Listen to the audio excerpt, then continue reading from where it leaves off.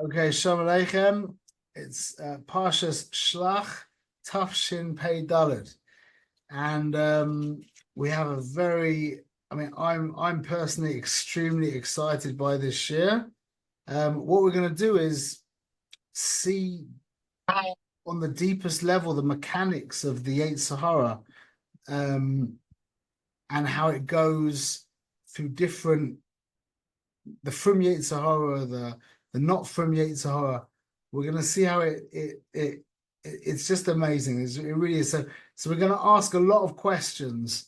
We're going to ask 13 questions to begin with, and we're gonna see how the whole parsha of the Meraglim answers up all of these questions and gives us tremendous insight into the Yetzer Hara, how the Yetzer Hara works, the mechanics of it, how you fix it, how it responds, how it reacts, and then the next stage of what can happen afterwards, etc., etc. Okay, so let's jump in.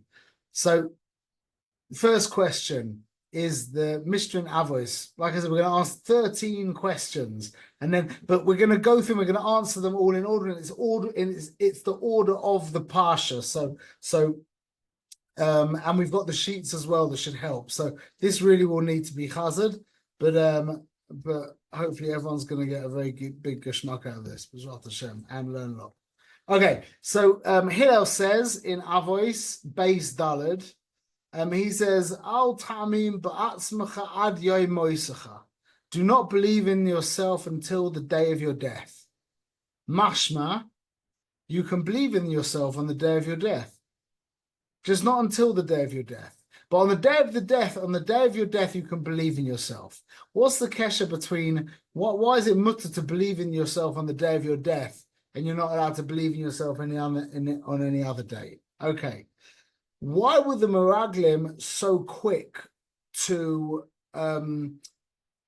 say that the inhabitants of the land were much stronger than us? That was their very first thing that they said. Is 1 minute. Let me read you the passage. Va'anashim asher alu emoy amru. We're not able to go up against this nation ki chazakhu mimenu, because it is stronger than us. Okay, and then there's the other pasuk later on, the famous pasuk where we appeared like grasshoppers in our eyes. What's the inyan of grasshoppers?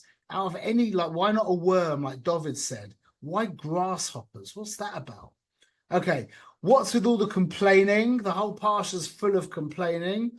Yeah, I'll just say again, the pasuk is v'yeloinu al Moshe v'Aaron kol bnei Yisrael. They complain. Ya'ad masai la'ed hara hazois, says Moshe. Asher hema melinim ala. They are complaining on me. Es tlunos bnei Yisrael asher hema melinim alai shmati. Again, just constant complaining. The whole parsha is about complaining. What's the whole inyan of complaining? Okay, then the Or Chaim says something fascinating.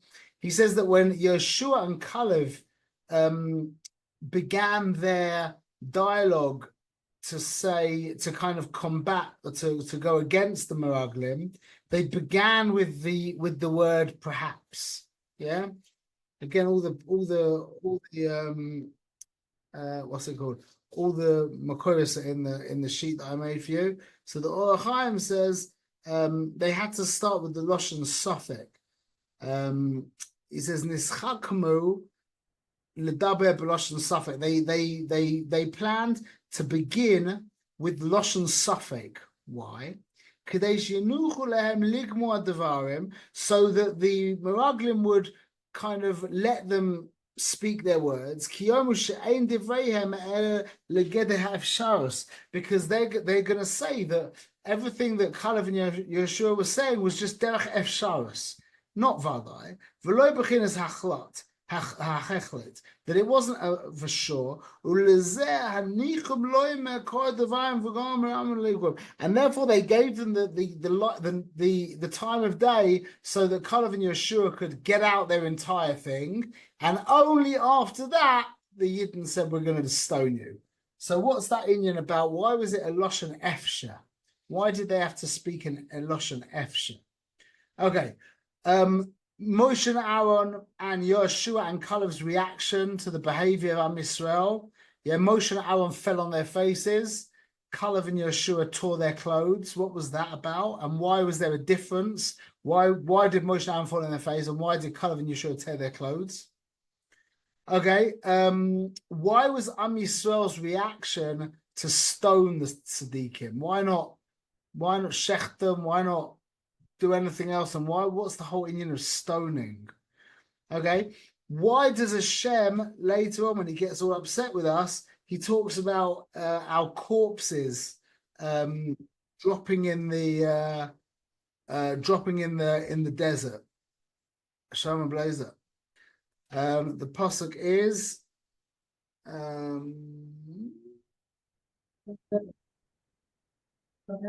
it is. B'midbar hazeh yipoilu pargeihem.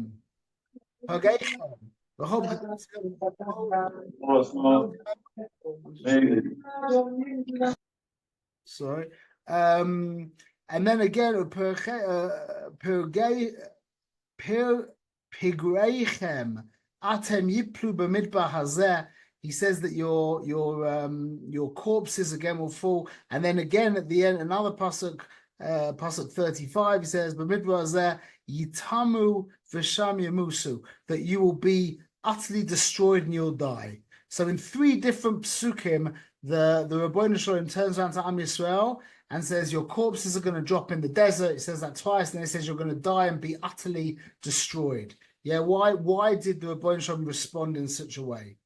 Yeah. Another question is, why did Am Yisrael react with avelus and not tshuva? It says Vayidaber Moshe hadvarim ha'ele el kol bnei Yisrael v'yisablu ha'am ma'od, and the nation mourned deeply. Why didn't it say that they did tshuva? What's this Indian of mourning? What's that got to do with anything? Why was there mourning now? No one had died. Okay, now there's a very interesting kesher between between the Akedas Yitzchak and the reaction of the Meraglim and Am Yisrael. We'll see in the Lashon. We'll see. Well, the Lashon basically says after the Chait, the Yidden said v'yashkimu b'boiker v'yalu al rosh ha'lemor. He said that we will get up early. They got up early in the morning and they went up onto the har, saying, Hinenu, behold, or Hinenu, I don't know how to translate that. Va'aleinu elamakom asher amar Hashem ki chatanu. And it is on us, like Hinenu, here we are. And we're going to go up to this place. By Akedas Yitzchak, it says, first thing he says, Vayomer Hineni. And then it says, V'yash came Avraham b'boiker, and he got up early in the morning. So it's the same Lashon, yeah, V'yishkamu b'boiker, and V'hinenu, and it says Hineni v'yash came by Avraham, but it's the wrong way round. By the Meraglim, it says V'yishkamu first, and then Hinenu, and by Avraham, by Akedas Yitzchak, it says V'yash came. It says Hineni, and then it says V'yash came. It says, I'm here, and then it says, and he got up in the morning. Okay. Then there's another question, which is a very weird language. Once Am Yisrael decided to go up to Eretz Yisrael against the Ratzon Hashem, and the Lashon is V'yipilu. V'yipilu is a very strange Lashon that Rashi brings. He actually brings an example from Habakkuk. When we answer questions, we'll look at it more closely, but the Lashon means choizek. Yeah, that they were choizek to go up. Yeah, they were very strong. Then the final 3 more questions. The punishment of the Meraglim and Am Yisrael basically was the idea of crushing. They got crushed. We'll see again. The Lashon is about crushing into fine powder. Yeah, it's one sec. The Lashon is Vayakum Vayachsum Ad Horma, and he crushed them. And Rashi says, "Echo is oisa tochoin makah hamacha." He mamash crushed us down, ground us down, makkah after makkah. And then there's also the question: why was it Amalek and Canaan that came to destroy Israel? And what's the connection between Rosh Hahar, the top of the mountain? Okay, number 12, the penultimate question: why immediately after the entire Misa does the Torah then go into talking about the nadavas, the different nadavas and the nesachim, the wine libations, and the Indian of a reich nechoyach laHashem? And finally, why does the parsha end with a mitzvah of tzitzis? Okay.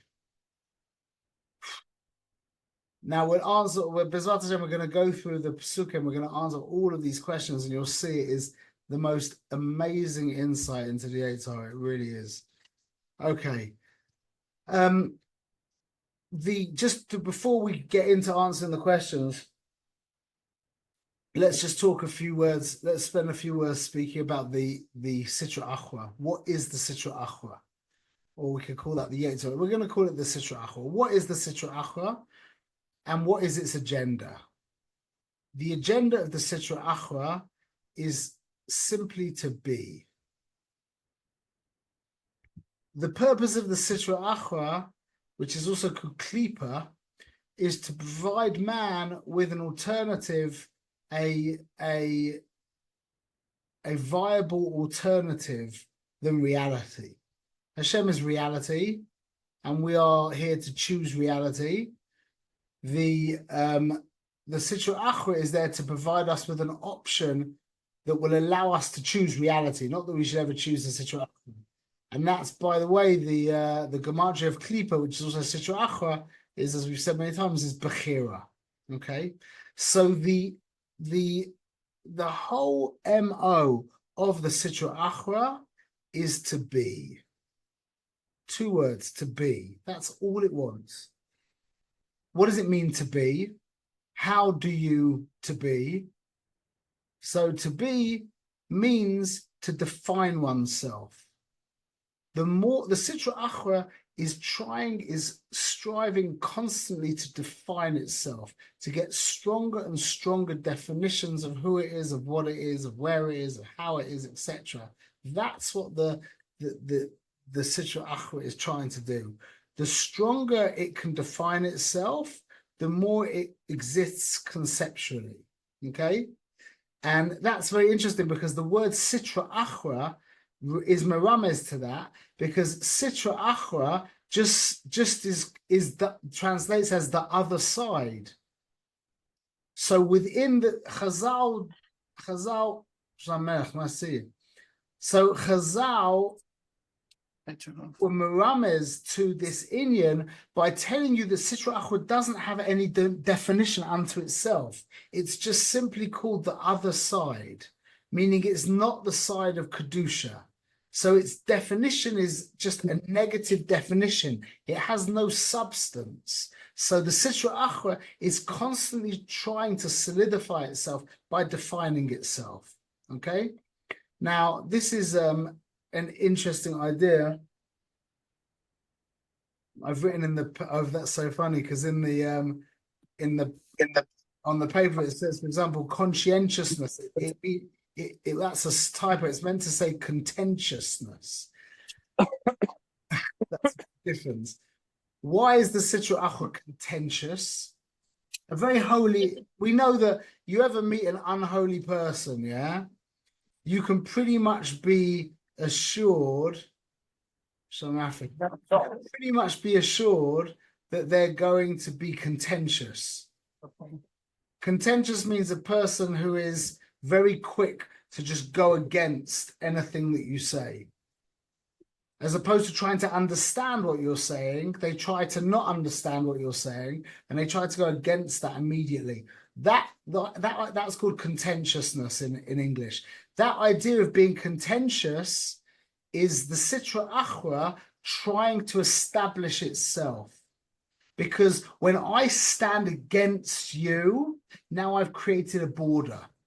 it's like a young child, like a 3-year-old child. You see at the age of 2, 3 years old, children go into like overdrive mode on how far can I push mummy and tatty? Yeah. What are they trying to do? They're trying to develop the boundaries, the borders, so that they can define themselves. Okay. That's in a healthy way at the beginning of life, but they're trying to establish these boundaries, these borders, and that's part of being contentious. Okay. Wait, Melech David, I need use this area. And an unholy person, another trait of an unholy person is the constant desire to define themselves. They're constantly asking the question, who am I? And how do I? They're trying to define themselves. They also try to define relationships as well. Okay, you meet a tzaddik. The tzaddik isn't interested in defining himself. He just wants to get on with the job. That whole idea of sitting with a therapist for hours and hours and trying to find out who I am is a very unholy thing to do, because in truth we're not definable. But what we're trying to do, why there's such a taiva to have such definition, is because that's again the Sitra Achra trying to establish itself and trying to feel more solidified and more definite. And that's done by creating boundaries around us. Okay? So that's just a hakdama into the mechanics of the Sitra Achra. Now let's go through the questions and see how this works. Okay, so why is it that Hillel said on the day of your death, you can believe in yourself? Because when a person's facing death in the face, looking death in the face, the Sitra Achra dissolves. Because the Sitra Achra knows that it's mortal, yeah? And it's trying to do everything that it can do to become immortal. The minute it becomes aware of its impending death, like mamash, it dissolves, because it can't. Its whole agenda is to be. So once it becomes cognizant of its death, it can't do that. Sitra Achra can't contemplate death. That's why the tzaddikim tell you should contemplate death, because contemplating death is the dissolving of the Sitra Achra. So we can't. The Sitra Achra can't do that. So Hillel says you can believe in the self on the day of your death, because on the day of your death there is no delusion of that self, of that separate, independent self that we call Sitra Achra. Okay. So why were the Meraglim so quick to say that the inhabitants of the land were stronger than us? And why did they say that we look like grasshoppers? We were like grasshoppers in our eyes, and therefore in their eyes we were like grasshoppers. Listen to this, it's moedic. You can use anything to define yourself. If you've got a property portfolio in New York, in Manhattan, yeah, that's the best. If you've got a vintage car collection, that's a close second best, yeah? But you can also identify with a backache. You can also identify with an abusive childhood. A person can identify with anything. A person can identify with being weaker than someone else. Identification is the primary tool that the Sitra Achra uses to solidify itself. Identify means that you've now solidified your identity, those boundaries, those rules of who you are. So the Meraglim, again, I don't want to judge the Meraglim on they were of Dor Midbar. We have no musag of who these people were, but al derech a musa for us to learn. They said, the first thing they said was ki chazak hu mimenu. They are much stronger than us. That was a definition. The Torah is teaching us that they defined themselves as being weaker than the other people. That's a definition. That is the avoid of the Sitra Achra. don't think that's a person feeling schwach in himself. That's a person making himself more. That's the irony. That a person who says, I'm weaker, is not making himself less. He's using those words to make himself more. I'm now weaker, or I'm more of a victim, or I'm more abused, or I'm more pathetic, or I'm more unlucky. All of those words are the words of the Sitra Achra that are aimed to give it more solidity. And that's why they said we look like grasshoppers. What's with grasshoppers? Grasshoppers, listen to this, they've got what's called an exoskeleton. Grasshoppers don't have bones, they don't have a backbone like human beings do. They have an exoskeleton, meaning their skeleton is on the outside. That's exactly the definition. That's exactly the idea of defining themselves on an external level. They were there trying to delineate themselves. That's the inyan of the Sitra Achra.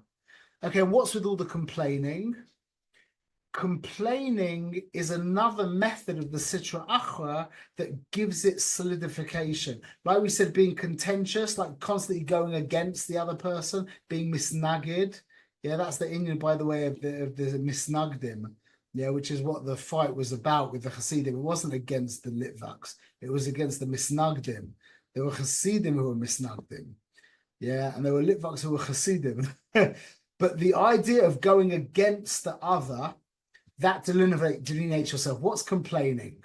That's exactly what complaining is. Complaining is going against the weather.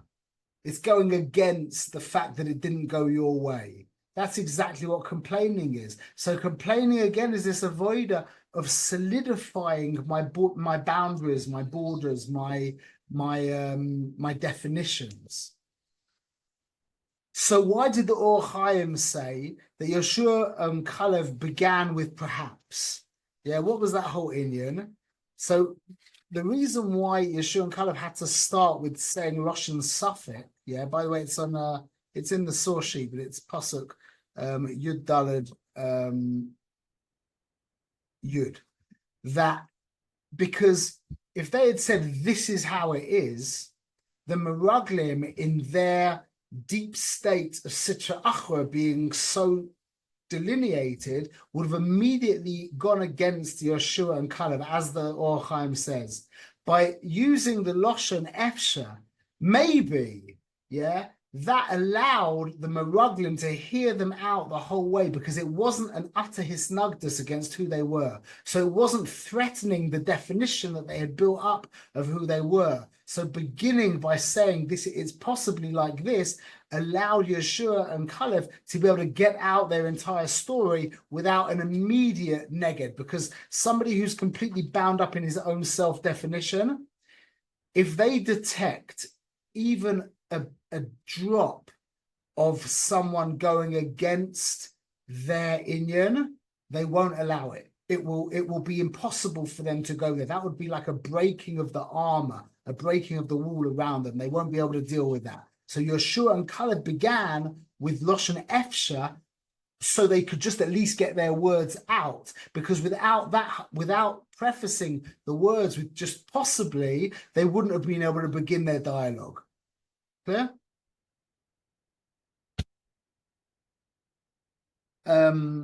Okay. So why did Moshe and Aaron fall in their face and Kalev and Yeshua tear their garments in response to this, what was going on with the Meraglim? See, Yeshua and Aaron are on higher madrega than Moshe and Aaron were on a higher madrega than Yeshua and Kalev. When they saw this intense self-solidification of what was going on, yeah, the two biggest tzaddikim fell on their faces. That's Pishut Yadayim V'Reglayim. That's the inyan of complete hisbatlus.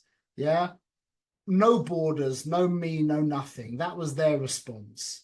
Yeshua and Kalev, who weren't on such a high level, but on still on a very high level, they tore their garments. That's another inyan of the breaking of the borders, of the showing that my response to the fact that these people have created such a a fence around themselves, such a wall around themselves, is the destruction of my wall around myself. And by the biggest tzaddikim, Aaron and Moshe, they threw themselves on the floor, complete hisbatlus. And by the lesser tzaddikim, Yeshua and Caleb, they tear their clothes, which is another level of hisbatlus, but not quite as intense. Why did Am Yisrael then turn around and desire to stone the tzaddikim? That's the exact inyan. They wanted to, again, with the inyan of the stone being being what a wall is made out of, that was what they were involved in. They wanted to throw that at the tzaddikim to break their stones. Shalom Cantor children. Yeah.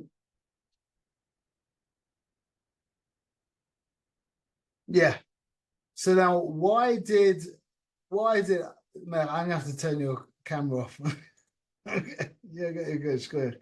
A little bit distracting.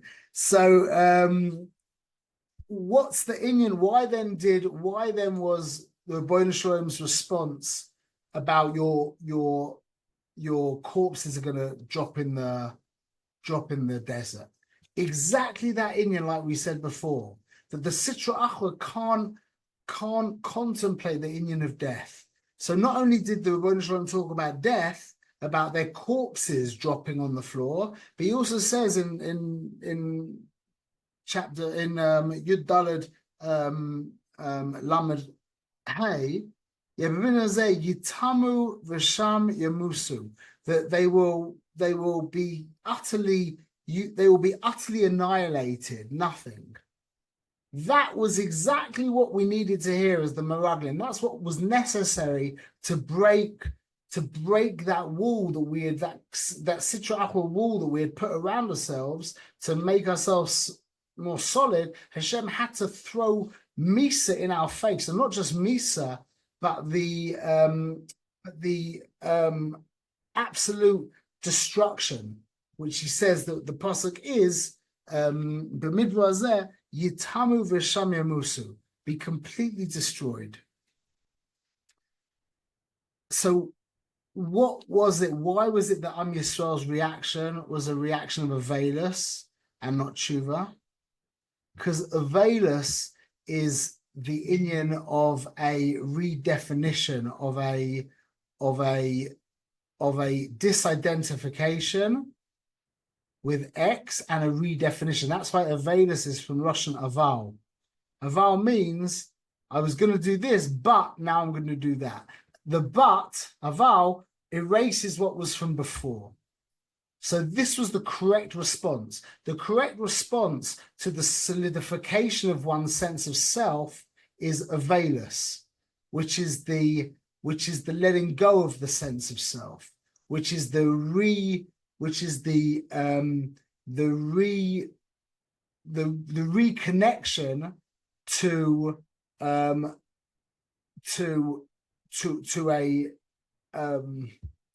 to an undefined reality. Like we said, aval is the inyan of a reset. Okay, Michael, just you and me now. So aval is the inyan of a reset. So that's exactly what's necessary to take away this kind of impenetrable wall that the Meraglim had built up around themselves. Now this is fascinating.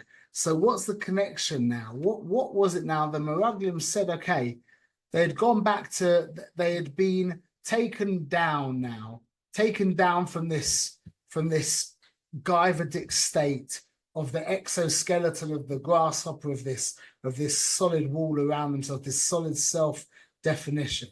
Yeah, they're now ready to become tzaddikim again. So now at this point, Avraham says, yeah, Hashem tested Avraham. He said to him, Avraham said, Hineni, I'm available, I'm free. Then he says, V'yash came Avraham b'boiker, and Avraham got up early in the morning. By the Meraglim, it says it the opposite way round. once they had gotten back to this place of no definition, now the Meraglim wanted to come back to a redefinition of themselves. It wasn't a tshuva. So they said v'yash kemu, which is the idea of getting up early. It's about me getting up early. Yeah. And then after that, it says hinenu. It wasn't a hisbatlas. It wasn't that I'm available. Yeah. And now I'm going to give myself over to Hashem. It's I'm going to give myself over to Hashem, and now I'm available. Mashma, the giving myself over to you is not really a giving myself over to you. See, this is what happened with the Meraglim, is the Meraglim jumped out of the pot into the fire. Am Yisrael, we were complaining, and we had this whole crazy thing with this definition of who we were, yeah? And then Hashem says, you're going to die, I'm going to kill you, and all this stuff, yeah? And we did it, we went into a Veilus and we reset. But then we said, now we're going to go up and we're going to fight. And Hashem said, no. And they said, yes. They went against Hashem the opposite way. So now this is the idea of the Frum Yetzer Hara, of now defining yourself as a religious kind of using your becoming like a kanoi, yeah, as a definition for yourself. Now, this is what happened after the Meraglim were reset, after Am Yisrael was reset from their definition of being pathetic, so to speak. Now we took on a definition of being chazak, yeah, and that's why it says that we put v'yashkein before hineni, before hinenu, whereas by Avram he put hineni before v'yashkein, and then the lashon is a very interesting lashon. It says v'yipilu, yeah, that when we decided to go up against into Eretz Yisrael against Ratzon Hashem, the pasuk says v'yapilu lalois el rosh hahar, and the lashon v'yapilu is a very difficult lashon to translate. Rashi says lashon choizek, yeah, and he brings from Habakkuk. What does it mean lashon choizek? It means that we were. But us, we decided we're going to go up. And Hashem was like, no, I don't want you to go up. And he said, no, we're going up anyway. But what's amazing is that lashon is also from Habakkuk, like Rashi brings, from the pasuk, Hine upla lo yashra nafshoy boy. That I don't even know how to translate it, but it's basically like a very kind of others. It's a very other-sticker way of being. And how does the pasuk end? V'tzadik be'emunaso yichya. That's the pasuk. This idea is the opposite. He speaks two opposites. There's this strengthening, this choizek kind of azus, and the opposite of that is tzadik be'emunaso yichya. So we then decided to go up to Eretz Yisrael against the Ratzon Hashem, because we were now solidifying ourselves on the opposite side. So the first definition, we were defining ourselves as being pathetic. And the second definition, we're now defining ourselves as being chazak. It's the same Aveira. You see how the Torah is mamash explaining the entire Inyan for you. It's unbelievable.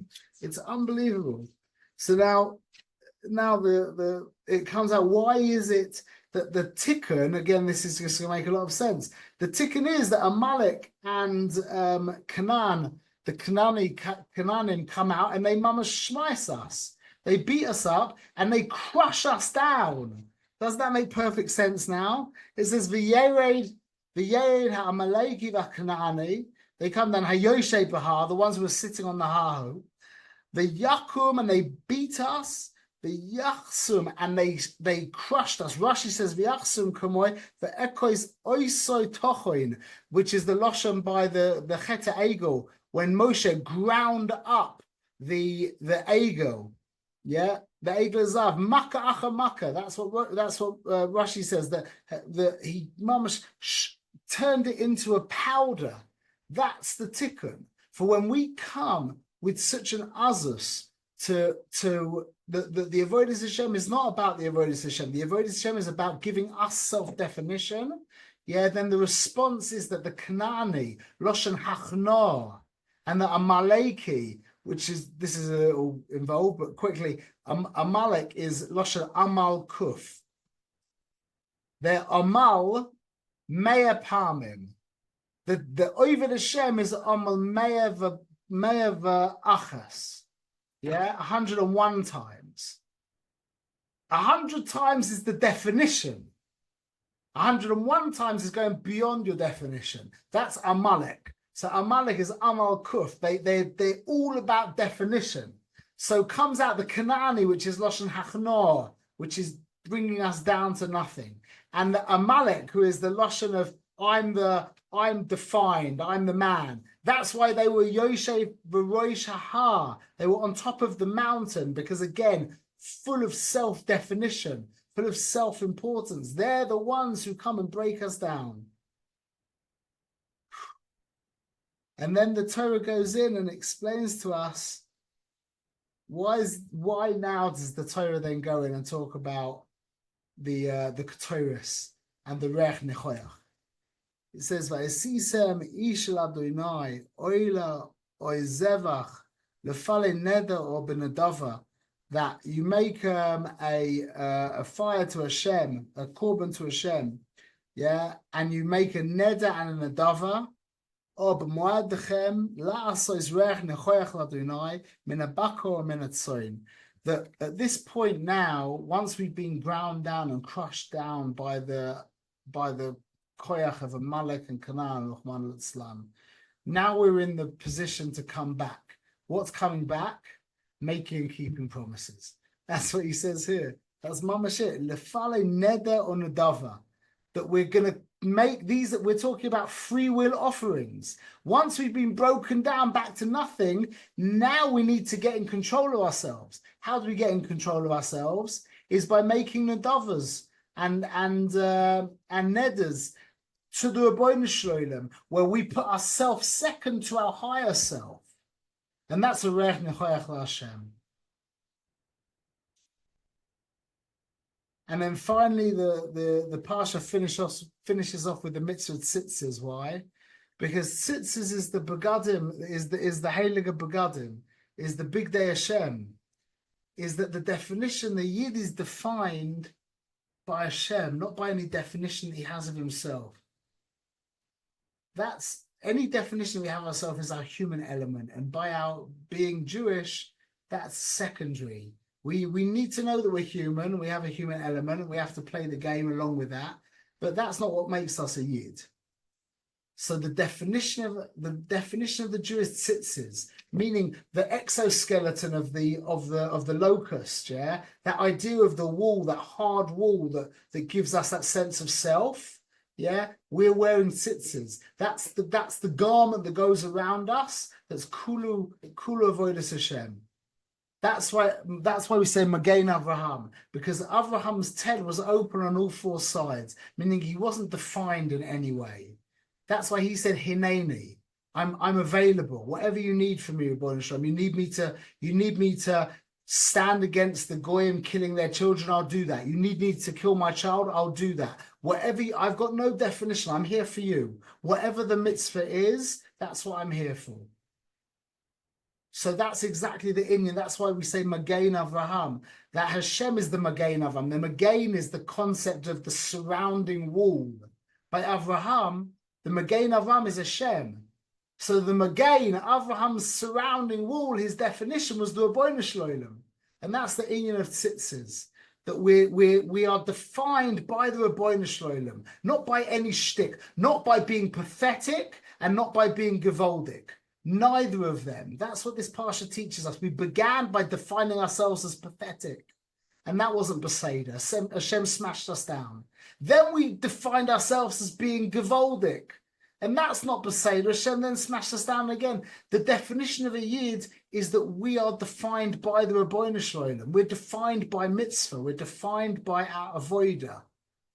Anything else other than that is a borrowed term from the Sitra Achra. If we're in a very low state, then maybe we might have to do that as a temporary means to just get out of the lower state. Maybe, I'm not sure about that. But the whole process of going from where we started with Meraglim, where we defined ourselves as being pathetic, then having that definition broken, and then redefining ourselves as being chazak ma'oid, and going in with an iron fist, and then having that broken down again, and then coming back to the place where no, really who I am is the one who makes nadavas to Rabbeinu Shalom and keeps my word to Rabbeinu Shalom. That means I'm putting myself secondary to my higher self. And that's a reach nechoach to Hashem, and then we're zoichet to tzitzis, meaning that your definition will be mitzvah, not anything else. Bezrat Hashem. Pasha shlach lecha should be zoichet to become defined by kedusha and nothing else. Bezrat Hashem.